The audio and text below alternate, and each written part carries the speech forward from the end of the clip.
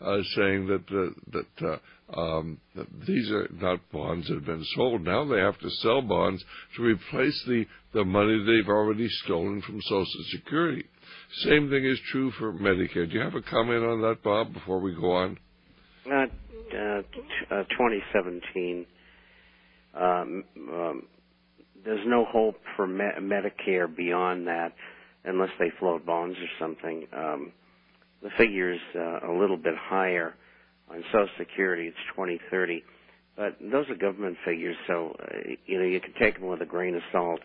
Since 1935, when the money first started to come in, it was taken and put in the general fund, which in turn was used for general things in government. And there is no money there. There's never been any money there. It's used every year. It wasn't 2 years ago that the surplus was over $200 billion. That's over, and it's broke. The only way that they can fix it is by selling bonds. And right now, they have to have the Fed attempt to purchase treasuries, $300 billion that they admit to this year, and the Treasury recently said, well, out of the TARP funds, we'd like you to hold aside $200 billion to buy more treasuries, and at the same time, the president popped up and said, well, I need a stimulus plan. I'd like $400 or $500 billion as well. And they're talking about taking money out of the system, about $1.5 trillion, and that's not going to happen. Because if they do, and if they cut back on the issuance of money and credit, and they stop monetizing, the whole system will collapse. I mean, the whole thing is bankrupt. I know, is it? And that's why it's so important to be in gold and silver, because it's the only real money. And I think it's so important when we understand that certainly the Social Security fund, a trust fund, has government bonds in it. Those aren't bonds that have been sold. That's simply a promise by the federal government to pay into the fund. And, of course, when you go to the federal government, you say, well, we're ready for our money. The federal government says, we don't have any money. We're going to have to go out and borrow the money, and that's just what's going on. Well, let's go to our next guest, Bob, calling from Kennewick, Washington, with a question for Bob Chapman. Hi, Bob. Do you have a question for Bob? Yeah, thank you, Doctor. Could you gentlemen tell us what the latest is regarding the audit of the Federal Reserve, please? Well, it was part of another bill whose number escapes me, and it was passed. And now that was in the House of Representatives, right? Right, and within that bill was the HR 1207, which is slightly altered, and so it's been passed, and it was co-sponsored by, I think, either 317 or 320 representatives, many of whom, of course, were Democrats. And I think it'll pass the Senate. When, I can't say. But, and will it be in the same form? I can't say, but probably. And so I think that will become law. We'll guess at March. And then the audit begins. Oh. And the most important place they can go first is the swaps, the relations with other central banks, and the movement in the actions of the president's group on financial markets. And these are the keys, because it'll show all of the manipulation and favoritism that's been going on. It'll show who got the TARP money, what they did with it, and when the public finds out they gambled in the market with a good part of it, they're going to go ballistic. And there's going to be a call within 6 months for the demise of the Fed, and I think that will take place. And I think the Fed realizes that.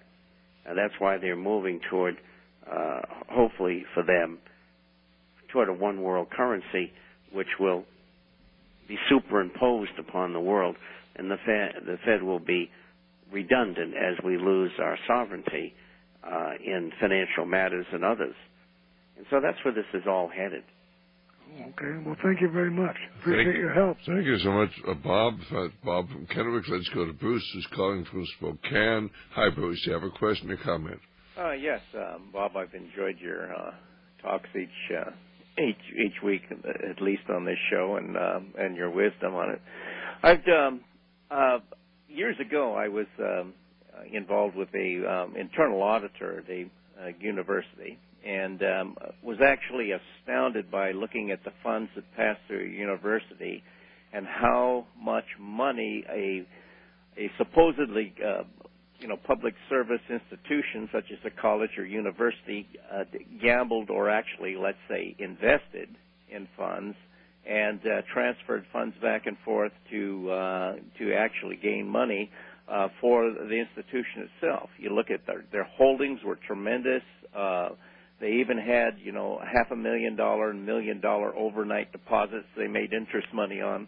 It was just amazing that our government entities they have the horsepower to do this. So it just shows you how delicate our system can be. Well, I mean, Harvard has made it during the heydays of the Harvard fund. Why they were making money hand over fist and doing financing a lot of Harvard with that. Well, they made a lot of foolish investments, and they lost their shirts at last. They all do, right? Because they take their own advice, right? And so basically, right now they've recouped some of it, but I think they still have a lot of very faulty investments. And when that market turns down, and I believe it's going to turn down, why I think that a lot of the major institutions, and I'm talking about universities, I'm talking about pension funds, I think that corporate pension funds as well, I think that they're going to lose their shirts. What do you think, Bob? Well, I think that they're trapped in their own game, just like they get trapped in holding CDOs, collateralized debt obligations, which are bonds within which there were mortgages or parts of mortgages. And they're trapped in the market. They can't get out. Because if they get out, the market will collapse. If the market collapses, they'll lose a good deal of the money that they have in investments. So they're really in a position where they can't sell. And the same is rife throughout the entire pension industry as well. And so, my nephew just retired at a very young age from the police department in one of the cities in California, and he's going to get a pension of $120,000 a year. Oh, man. And I pardon me? Yeah, that is a considerable amount for a public service pension. Oh, it's insanity. Well, but basically, 30 years. But you multiply that many times now. The man's 51 years old. He's going to get $120 a year, and I told him to get ready to receive about 30 if you get that. And I said, go out and get another job because you can work another 15 or 20 years, which he did as an investigator for the district attorney's office in the city where he lives. But the point is that that's what's going to happen to everybody in every pension. And even if Social Security had money in it, and let's say they were able to continue to pay, if you were getting $1,000 a month, you'll end up getting $300. That's what's going to happen. And all you people out there who are on pensions, you better think things through, because 2 to 3 years from now, that money isn't going to be there anymore. I'll never forget about 1960 when I first went into practice, and one of the older doctors had been down to Uruguay. And he said, they got the most wonderful system in Uruguay. I mean, you could work 10 years and you could retire at half pay. I mean, the government has dictated that. And then you can get another job and you work there 10 years and then you could retire at half pay. And then you can get another job, and work there 10 years, and retire and get half pay. And another job and work there 10 years and get half pay. And he said, people are going to be able to retire at double pay when they're, 60 years old. Well, you know what happened to Uruguay? The whole system collapsed. Because if you don't, you're not going to get any free lunch. This is all artificial. The corporations could afford to pay it for 10 years, but after 10 or 20 years, why, they couldn't afford it anymore, and they simply destroyed the currency, destroyed the whole financial system, and started all over again. That's why what's going on. Undoubtedly the same people in charge.